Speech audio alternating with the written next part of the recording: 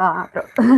Boa tarde a todos e todas que acompanham aqui mais um Barão Entrevista nas eleições. Eu sou a Larissa Gold, eu sou coordenadora aqui do Barão, pesquisadora e jornalista, e hoje nós recebemos o Fábio Tradi, que é pré-candidato ao governo do Mato Grosso do Sul pelo PT.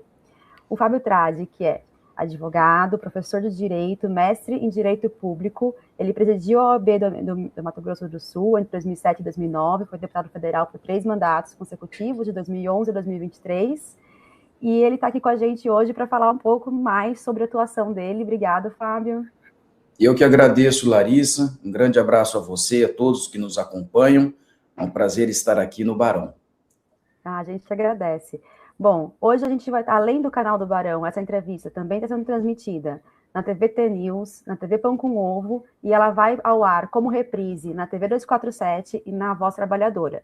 Chamar todos para curtir, compartilhar esse vídeo, para quem não conseguir ver, lembrar que fica disponível tanto no canal do Barão, quanto no canal das páginas que estão transmitindo também junto com a gente. Lembrar também aqui para todo mundo que é da importância da gente colaborar aqui com o Barão, então participar da campanha Lute com o Barão, vai estar passando durante o decorrer da entrevista aqui o nosso Pix, para todo mundo ajudar a gente. Para quem não conhece aqui a dinâmica, o programa é dividido em 3 blocos, e hoje a gente recebe no primeiro bloco a Andréia Truz, da Brasil 247, o Wendel Reis, da Investiga Mato Grosso do Sul, o Eric Braga, da TVT News, a Mariana Serafim, da Carta Capital, o William De Luca, do ICL Notícias, o Davi Molinari, do Portal Vermelho, e o Lucas Vasques, da revista Fórum. Então, sem mais delongas, aqui já estão com a gente a Andréia e o Eric, e queria começar, então, com as perguntas, Andréia. Boa tarde, Larissa. Boa tarde. Professor, posso chamá-lo de professor? Professor Fábio. A honra é minha, obrigado. Claro. Que ótimo, porque eu sou professora também e gosto muito de chamar. Quando é professor, eu adoro chamar de professor, então tá certo. Minha colega, então. Então, ótimo. Olha, eu acho que o tema de hoje é a repercussão do tarifaço, então eu queria falar um pouco sobre ele. Como o tarifaço dos Estados Unidos pode afetar setores que são importantes para a economia do Mato Grosso do Sul, tanto o agronegócio como a indústria de celulose, e como o senhor avalia, então, esses impactos, né, dessa medida, e quais seriam as prioridades de um eventual governo para proteger a economia, empregos, e se tem algum tipo já de previsibilidade de uma conversa, obviamente, com o presidente Lula, que, né, já está pensando em mecanismos de proteção à nossa soberania, não é? Exatamente, Andréia. Bom, boa tarde. Eu penso o seguinte, que foi uma interferência muito clara, não é, de natureza político-eleitoral do governo Trump, que tem por objetivo desestabilizar politicamente, pelo menos por hora, a situação brasileira para favorecer o seu candidato. Não é? O grande patrocinador hoje da candidatura do Flávio Bolsonaro é o governo Trump, no meu sentir. E, evidentemente, que são bilhões de reais a menos, não é, no nosso PIB, uma medida na ordem de 25%, essa taxação. E aqui em Mato Grosso do Sul vai atingir, óbvio, porque também atinge o Brasil todo. É claro que a carne, que é uma das commodities primárias aqui do Estado, foi excluída, é verdade, mas atinge o ferro-gusa, não é? Nós trabalhamos aqui com esse material, e atinge também, evidentemente, tudo aquilo que circunscreve a agroindústria relacionada aos produtos primários aqui do Mato Grosso do Sul. E, assim, o que eu posso ter como expectativa é que o ministro Mauro Vieira, junto com o presidente Lula, consiga, aos poucos, minimizar os estragos dessa medida patrocinada pelo governo Trump com o apoio da família Bolsonaro. Não é? Lá atrás, ele já havia dado um conteúdo eleitoral, político, assim, claro, às sanções, quando fez referências ao próprio Jair Bolsonaro, não é? Da prisão dele, que seria injusta e tudo mais. E agora, a declaração do Marco Rubio não deixa nenhuma dúvida. não deixa nenhuma dúvida. Ele afirmou que o presidente Lula colocou o ego à frente da negociação. Quer dizer, com o Vladimir Putin não faz, com a China não faz, conosco aqui faz, não é? Mas o que eu espero é que o presidente Lula mantenha a sua firmeza, e ele haverá de ser firme, e nós, brasileiros, não nos curvemos a essa, digamos, política de chantagem, não é? Política de chantagem. Muito obrigada, Fábio. A gente teve uma alteraçãozinha aqui no bloco, que o Eric está com probleminha técnico, então a Mariana Serafim, da Carta Capital, entrou aqui para esse primeiro bloco e ela quer fazer a pergunta agora. Boa tarde, pré-candidato. Muito obrigada por nos atender a imprensa alternativa. É sempre uma honra dividir a bancada com esses colegas que eu admiro. E, candidato, eu queria puxar o debate para o cenário local específico do Mato Grosso do Sul, porque o Estado deu um passo histórico recentemente com a lei da cannabis medicinal no SUS. É uma das leis mais avançadas do país. A Secretaria de Saúde já concluiu o protocolo clínico, mas depende agora de viabilidade financeira, né, para conseguir fazer a distribuição desses medicamentos. Outro ponto fundamental desse grande passo, que alguns especialistas do Estado apontam, é que o maior gargalo atual é a falta de médicos da rede pública capacitados para prescrever esse tratamento, principalmente nos municípios do interior. Então, eu queria saber como é que o senhor está trabalhando nesse aspecto. Caso o senhor seja eleito, qual que é o plano prático e o prazo para garantir o orçamento para iniciar a distribuição dos medicamentos? Em segundo lugar, como o senhor pretende capacitar os médicos do SUS para que esse direito possa atender todos os pacientes? Primeiro, nós precisamos recuperar o orçamento público do Estado.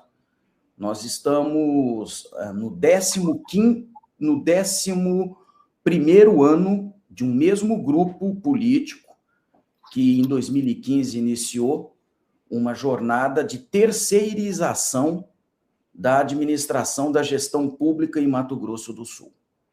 É um grupo que agora se aliou abertamente à família Bolsonaro, privatista, e que não consegue robustecer o orçamento público com políticas públicas. Por que eu falo isso? Porque hoje o estado de Mato Grosso do Sul é o terceiro no ranking nacional que mais abre mão da receita no que diz respeito à concessão de renúncias fiscais a poucas empresas. Só para você ter uma ideia, esse governo ele abriu mão de 50,1% da receita orçamentária. Neste ano está prevista a renúncia de 11 bilhões, Mariana, 950 milhões de reais para favorecer poucas empresas com o objetivo de fomentar o emprego, e isso não está ocorrendo, os números mostram. Ora, por conta dessa sangria, por conta dessa hemorragia, o nosso orçamento público está anêmico, desidratado e apresentando o governo a cada mês déficits fiscais. Com isso, não está tendo capacidade própria de investimento em políticas públicas. E uma das áreas, agora me aproximando da sua pergunta, mais sentidas é a saúde. Tanto que, coincidentemente, hoje são 16 de julho, no dia 13 de julho foi deflagrada uma operação do GAECO, aqui em Mato Grosso do Sul, que desbaratou uma organização criminosa envolvendo deputados, prefeitos, agentes políticos, agentes públicos, que, mediante propina, estavam colocando pessoas à frente de outras na fila do SUS. Há, na realidade, aqui no estado de Mato Grosso do Sul, uma sensação de abandono da atual gestão em relação às 3 principais áreas: saúde, segurança e educação. E os diagnósticos relacionados a essas 3 áreas têm um ponto em comum: essa tendência, essa disposição de terceirizar a gestão quando eles lidam com um problema. Muito bem, nós precisamos recuperar a força do orçamento público de Mato Grosso do Sul para ter receita. Tendo receita, nós vamos ter condições de viabilizar estruturalmente os programas para que a cannabis, não é? Os medicamentos à base de cannabis possam ser distribuídos à população e, evidentemente, no âmbito do nosso governo, nós vamos capacitar os médicos a fazê-lo, porque já comprovado cientificamente, e isso precisa ser massificado aqui em Mato Grosso do Sul. Mas não que eu seja pessimista, eu estou me baseando em números. Hoje, eu posso dizer, diante do orçamento que nós temos, dos déficits fiscais apresentados, o Estado não tem condições de avançar nesse sentido, infelizmente. Perfeito, obrigada. Muito obrigada, Fábio. Agora eu vou chamar aqui o nosso segundo bloco. Obrigada também a Andréia e a Mariana por participarem aqui com a gente. E lembrando que na TV 247 vai passar como reprise, então quem não conseguir ver agora pode ver depois na TV 247 também essa entrevista. E agora sim, chamar o Eric Braga, da TVT News, e o William De Luca, do ICL.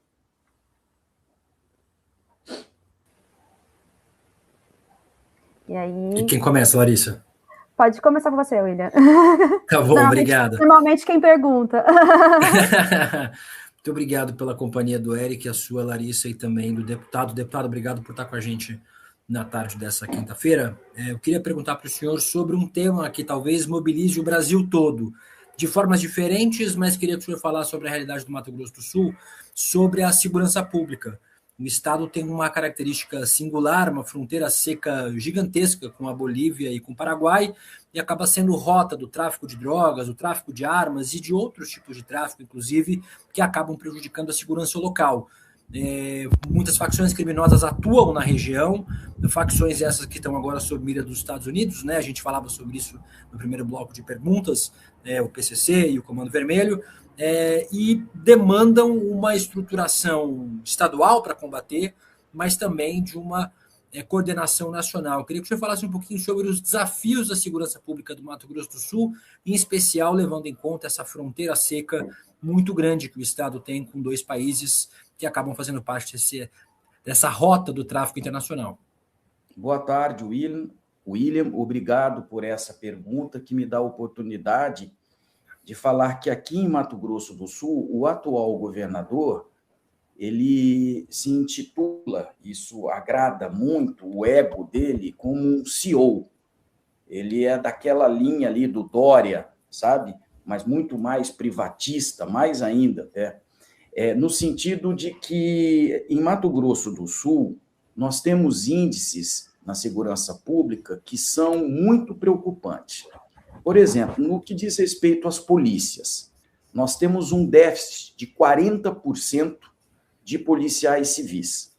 O governador, este ano, preparou os aprovados em concurso, eles treinaram na academia, e quando foram nomeados, eis que o governador os chama para uma reunião e diz que este ano não vai poder nomear só o próximo governador em 2027, se eventualmente o orçamento permitir. Além disso, nós temos um déficit de 5.500 policiais militares, 45%. Portanto, as nossas forças aqui policiais, elas trabalham abaixo da sua capacidade operacional. Além disso, nós temos aqui, tragicamente, um índice assustador de feminicídio. A cada 15 dias, uma mulher morre por ser mulher em Mato Grosso do Sul. Nós somos o 4º estado que mais mata mulheres. Muito bem, fronteira seca. O governo do Estado, ele insiste no argumento de que isso não é papel dele, é do governo federal. Eu vejo nisso uma omissão, não é? Eu vejo nisso uma forma de justificar o fracasso, não é, dessa ausência de política pública de segurança, e isso reflete em todos os outros índices sociais aqui de Mato Grosso do Sul. O que eu posso dizer a você é que não é um governador que lidera políticas públicas, programas públicos de gestão. É muito tímido. Então, o que é que nós precisamos? De alguém que assuma a responsabilidade de coordenar uma força política plural aqui em Mato Grosso do Sul para ir até o Palácio do Planalto, conversar com o governo federal e pedir medidas efetivas de controle, vigilância, sobretudo fortalecendo o aspecto da inteligência, rastreabilidade de ativos, porque através da perseguição aí do fluxo financeiro, nós temos condições de saber quem é que está financiando e como esse financiamento se dá, com integração de forças policiais. Polícia Civil, sim, Polícia Militar também, há, inclusive, órgãos específicos já relacionados à investigação e à repressão de ambas as forças, mas com a Polícia Federal, com a Polícia Rodoviária Federal, com a Receita Federal, não é? Todos juntos em sinergia para fazer essa prevenção e, evidentemente, a repressão. E também, evidentemente, tentar ressuscitar o CISFRON, não é? Que é aquele sistema de vigilância da fronteira que foi praticamente desativado, mas que precisa de uma provocação mais incisiva por parte do Estado de Mato Grosso do Sul, não é? Para que ele volte a funcionar.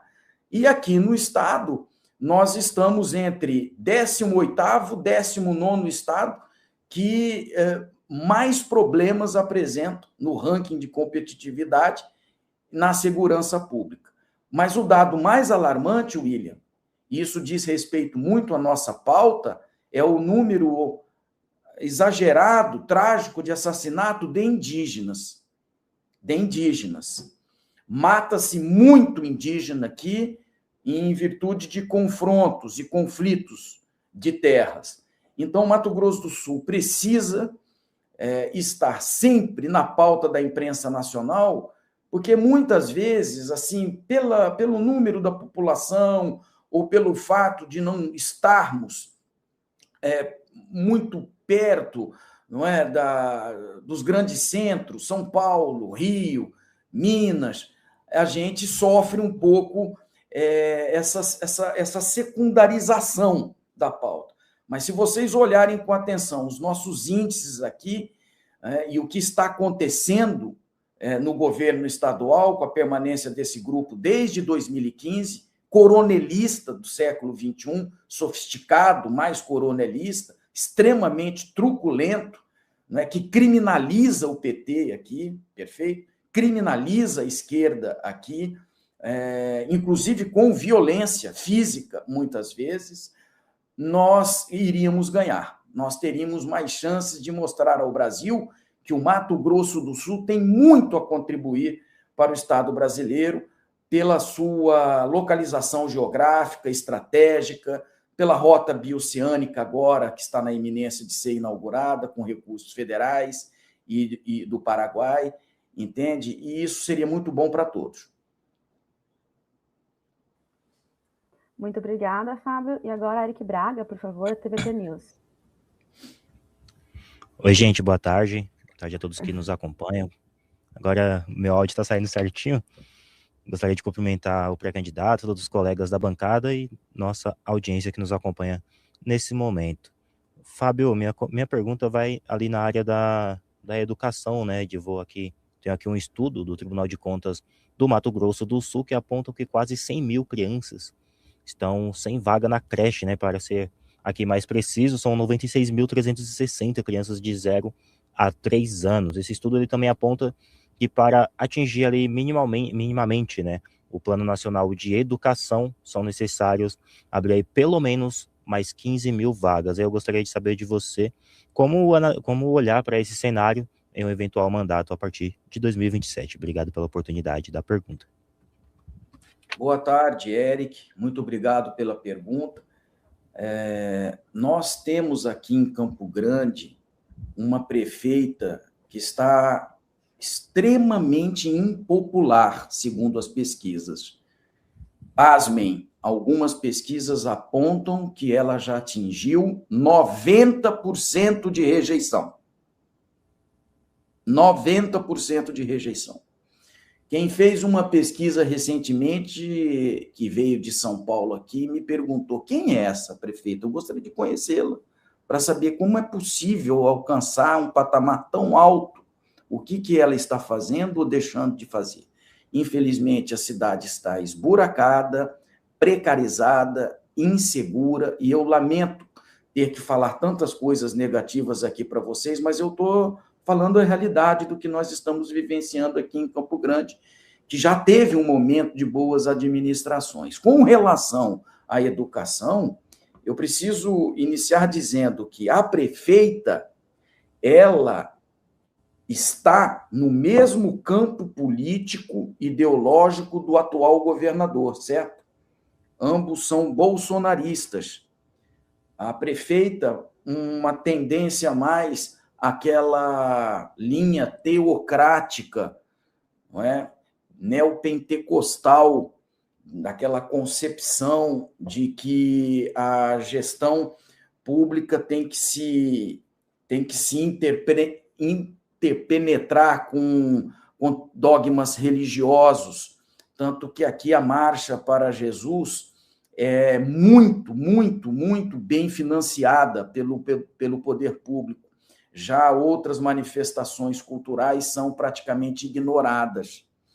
Ela perdeu a mão em termos de controle da máquina pública, está também enfrentando na gestão denúncias graves de corrupção, e esses números relacionados ao déficit de vagas nas creches reflete esse caos pelo qual ela está passando.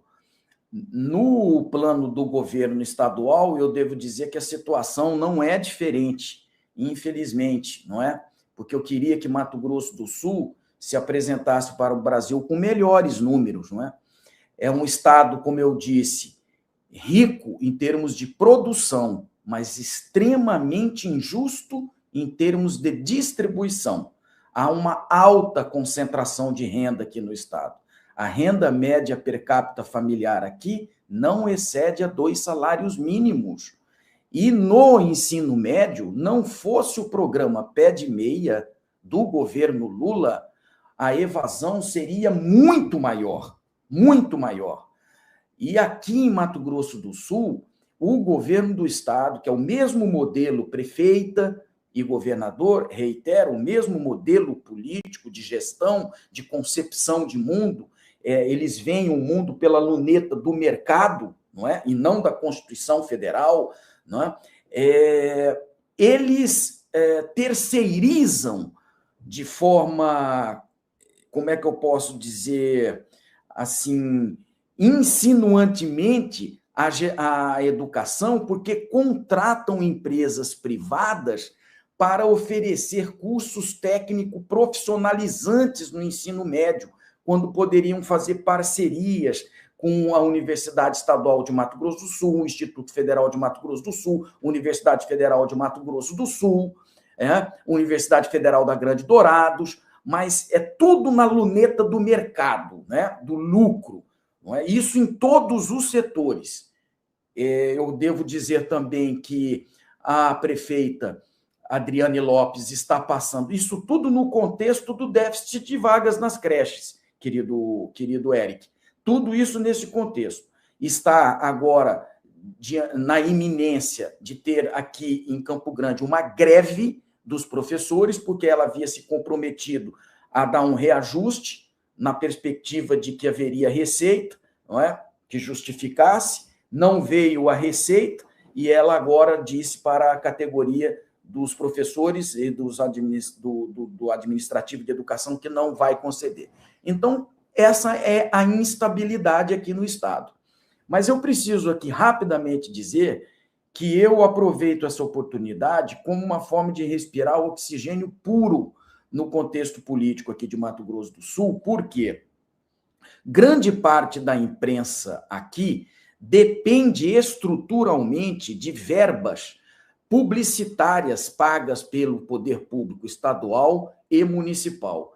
E muitas precariedades, muitas falhas de gestão não são repercutidos como deveria ser repercutido, por conta dessa relação que precisa ser debatida de forma democrática e transparente pela sociedade civil. Então, é isso, né? Se não recuperarmos o orçamento público, não vai ter receita. Se não tiver receita, nós vamos ficar dependendo de empréstimo e isso só vai endividar as futuras gerações, o Estado e a cidade. Muito obrigada, Trazi. Queria agradecer ao Eric Braga da TVT News e ao Eli De Luca do ECL Notícias que participaram desse bloco aqui com a gente. Agradecer também a audiência que nos acompanha pela TVT News, já que essa entrevista também está sendo passada por lá agora ao vivo e vai ficar disponível depois. E agora, para compor nosso terceiro e último bloco, queria chamar aqui o Davi Molinari, do Portal Vermelho, e o Lucas Vasques, da revista Fórum. Todos aqui, obrigada. Então, eu queria começar aqui com o Davi, por favor, Davi. Muito bem, obrigado pela oportunidade. Como vai, deputado Fábio? Muito bem, obrigado Davi. A todos. Tudo bem? Obrigado a todos os meus colegas aí da mesa, a Larissa. Deputado, eu tenho duas questões aí para o senhor.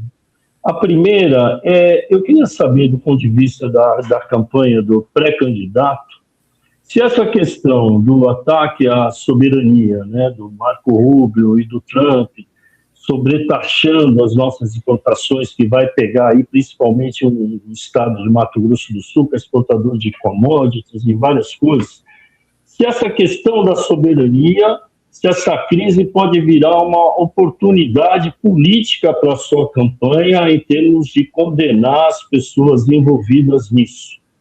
Uma segunda questão, diante da necessidade de um plano nacional de desenvolvimento que o Brasil precisa para poder transformar, agregar valor às suas commodities, se isso também seria importante para o estado de Mato Grosso do Sul.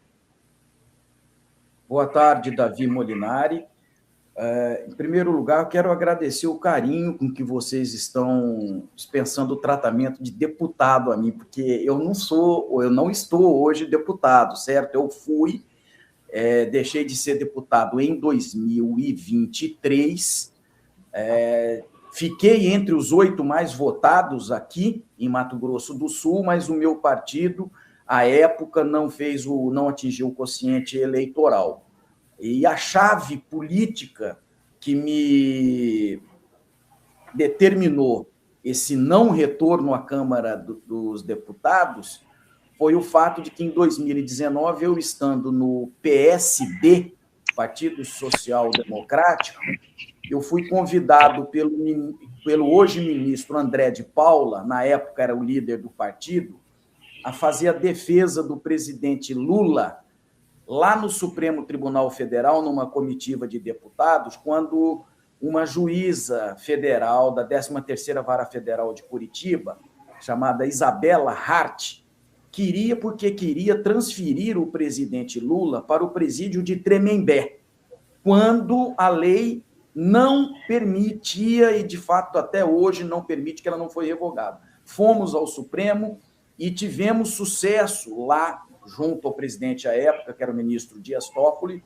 e o presidente Lula ficou no Presídio Federal de Curitiba. Aquilo repercutiu de tal forma aqui no meu estado que, de 89 mil votos que eu tive em 2018, cheguei apenas a 45 mil em 2022 e não consegui a minha reeleição. Mas não me arrependo do que fiz, pelo contrário, eu me orgulho, e até hoje o presidente Lula, quando me vê, ele, com muito carinho e gratidão, lembra desse episódio, não é? Muito bem. Então, para dizer ao querido Davi o seguinte: primeiro, Mato Grosso do Sul insiste, e este é um erro, na minha avaliação, capital, modelo econômico agroexportador de produtos primários. A remuneração é muito baixa, tá certo? A empregabilidade é baixa porque a economia agroexportadora é extremamente mecanizada, tá certo? E não há qualificação de emprego dessa juventude plantadora de eucalipto, soja, milho e outros produtos primários, de maneira que a única alternativa que eu penso sensata é agregar valor aos nossos produtos primários, conectando tecnologia à nossa vocação econômica. A nossa vocação é o agro, Davi, isso não tem como, o clima, a cultura, toda ela converge para o agro. Entretanto, nós precisamos agregar valor. Então, como fazê-lo? Trazendo a tecnologia para o agro. Então, nós temos que fomentar a criação de incubadoras, aceleradoras, nós temos que incentivar a criação de agtechs aqui no estado de Mato Grosso do Sul, para que nós possamos elevar o nível de renda da juventude trabalhadora, das pessoas que trabalham nesse setor, que gera um PIB muito alto para Mato Grosso do Sul. Nós somos o sexto maior PIB per capita do Brasil, para que deixemos de ficar na dependência estrutural da exportação de commodities, porque uma decisão unilateral lá fora pode derrubar toda a nossa economia. Então, ou a gente se qualifica agregando valor a esse modelo agroexportador, e único que eu penso que poderia elevar o nível salarial, de qualificação, da empregabilidade da nossa mão de obra, é a tecnologia. Isso precisa ser feito como uma tomada de posição. Agora, com relação à questão de que Mato Grosso do Sul, relacionada à primeira pergunta, Davi, só me recorda, por favor, a primeira pergunta? Se essa crise pode se transformar numa oportunidade para a campanha. E deputado é uma deferência, na verdade. Muito obrigado pelo respeito, pelo carinho. Sim, Davi, eu penso que sim. Eu acho que o seu diagnóstico é correto, porque, primeiro, o presidente Lula já está crescendo aqui no Centro-Oeste brasileiro e em Mato Grosso do Sul, já diminuiu a vantagem do Flávio Bolsonaro, era uma vantagem de 10 a 12 pontos, hoje está em 6, perfeito? Então, o presidente Lula está numa ascendência, e a cada escândalo que atinge a família Bolsonaro, não é? A cada postura de traição à pátria, né? De entrega das riquezas naturais nossas aos Estados Unidos, isso está, sim, tendo uma repercussão aqui em Mato Grosso do Sul também. E eu vou, não por uma questão de conveniência eleitoral, não, eu vou debater questões nacionais também, certo? Durante a nossa campanha local, porque Mato Grosso do Sul é Brasil. Se nós relativizarmos o valor da soberania, Mato Grosso do Sul também estará prejudicado, não é? Ainda que produza muito. Então, isso precisa estar na mesa como fator determinante para que o sul-mato-grossense decida se quer, nas próximas eleições, continuar sendo um país com o presidente Lula, ou se quer transformar o Brasil numa empresa de capital aberto, não é? Sendo que os sócios minoritários, entre aspas, serão as pessoas mais pobres que socializarão os prejuízos. E essa elite entreguista é que vai monopolizar os lucros. É isso que eu vou falar, não é? Nós temos que defender as nossas riquezas, não abrir mão de forma alguma. E eu sou favorável, sim, à reciprocidade. Penso que o presidente Lula está corretíssimo. Muito obrigada, Fábio. Muito obrigada, Davi. E agora, Lucas Vasques, da revista Fórum. Oi, boa tarde, Larissa, boa tarde ao pessoal tudo do Barão, aos colegas e especialmente ao pré-candidato. A minha pergunta é a seguinte: o senhor já disse certa vez que o Mato Grosso do Sul é um estado conservador nos costumes, mas não necessariamente alinhado à direita.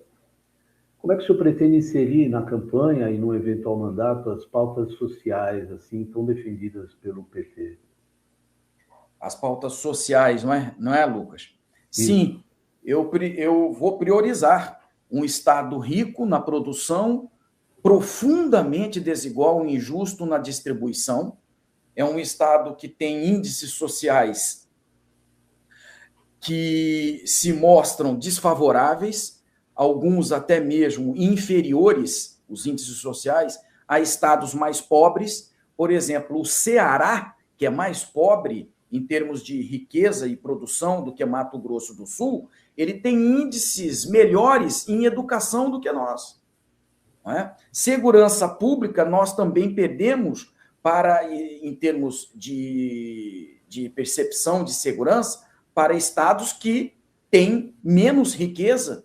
Não é? Então, essa riqueza produzida por Mato Grosso do Sul, ela vai embora.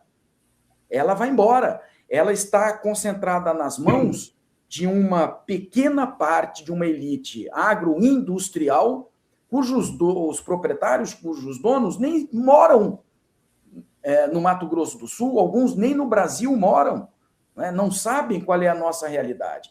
E a nossa mão de obra, ela não está sendo qualificada satisfatoriamente porque ela é muito braçal. E eu penso que o século XXI é cerebral.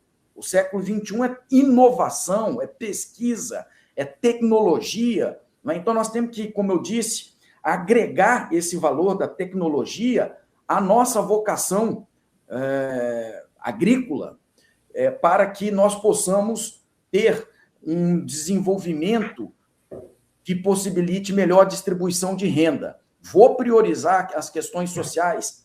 Mato Grosso do Sul foi o único estado, Lucas, que não cresceu no IDH, no Centro-Oeste. O IDH do Mato Grosso do Sul foi o único que estagnou. Goiás, Mato Grosso, Distrito Federal, muito alto o IDH. Mato Grosso do Sul estagnou. Muito bem, nós temos 17,7% de extrema pobreza no nosso estado. Então, pode ser um estado rico em termos de produção, mas é um estado, digamos, pobre, injusto, desigual na distribuição. E nós temos que colocar o dedo nessa ferida, porque não é justo que os indígenas não sentem à mesa do poder, os quilombolas também estão sendo preteridos. Né? Há uma criminalização fomentada pelo governo do Estado na luta dos indígenas pelas terras, não é? Porque eles fomentam aquela impressão já generalizada de que o indígena só não gosta de trabalhar, tem hábitos de alcoolismo e outras coisas pejorativas. Então, não é um governo que é compatível com a formação plural do povo brasileiro. É elitista, é excludente, é preconceituoso. E nós vamos entregar essa mensagem, custe o que custar, durante esse debate na campanha eleitoral. Muito obrigada, Fábio. Muito obrigada, Davi Molinari, aqui do Portal Vermelho, e o Lucas Vasques, da revista Fórum. Davi, queria aproveitar aqui para te chamar, te agradecer novamente por participar com a gente desse Barão Entrevista, te chamar para fazer as considerações finais aqui, e mais uma vez, foi muito boa a entrevista. O canal vai ficar aqui no nosso canal, vai ficar na TVT News, na 247 depois também, na TV Pão com Ovo, então chamar todo mundo para compartilhar essa entrevista tão importante. Com você, Davi, Fábio. Obrigado, Larissa, eu agradeço o espaço, acho muito importante eu poder, na qualidade de pré-candidato do campo progressista aqui do Mato Grosso do Sul, não estou pessimista em relação aos resultados, porque mais importante que o resultado vai ser o processo, e durante o processo eu estou muito, muito, muito esperançoso de que a nossa mensagem vai encontrar, sim, ambiente fértil no coração e na consciência do povo de Mato Grosso do Sul. Como eu disse, pode ser conservador nos costumes, mas tudo aquilo que o PT prega tem a ver com a Constituição Federal. Com a Constituição Federal. Nós precisamos constitucionalizar o Estado do Mato Grosso do Sul, não é? Trazer todo mundo para a mesa da dignidade. Os indígenas têm que sentar, quilombolas, os assentados, os acampados, né? As mulheres vítimas de violência, né? Das tentativas de feminicídio, altíssimo índice de violência sexual, todos. Os produtores rurais, sem preconceito algum, que venha, porque nós queremos que haja desenvolvimento, mas para todos, não apenas para uma pequena fração de uma elite historicamente privilegiada que confunde o Palácio do Poder, lá no Parque dos Poderes, com a Casa Grande. Esse tempo acabou e nós vamos mostrar isso para Mato Grosso do Sul. Muito obrigado por nos dar essa oportunidade de falar para o Brasil sobre o que está acontecendo aqui no nosso estado. Muito obrigada, Fábio. E para quem chegou agora no final, quiser ver a entrevista desde o começo, está disponível no nosso canal para assistir, compartilhar, mandar para os amigos. Já passou aqui pelo Barão Entrevista Especial Eleições o Décio Lima, que é pré-candidato no PT de Santa Catarina, ao Senado, o Felipe Camarão, que é pré-candidato ao PT do Maranhão, ao governo, o Cadu Xavier, que é pré-candidato do Rio Grande do Norte ao governo, também pelo PT, o Helder Salomão, que é pré-candidato ao governo pelo PT do Espírito Santo, o Leandro Graz, do DF, que é pré-candidato ao governo pelo PT também, a Simone Tebet, que é pré-candidata ao Senado pelo PSB em São Paulo, e o Fernando Haddad, que é pré-candidato ao PT por São Paulo, aqui também ao governo.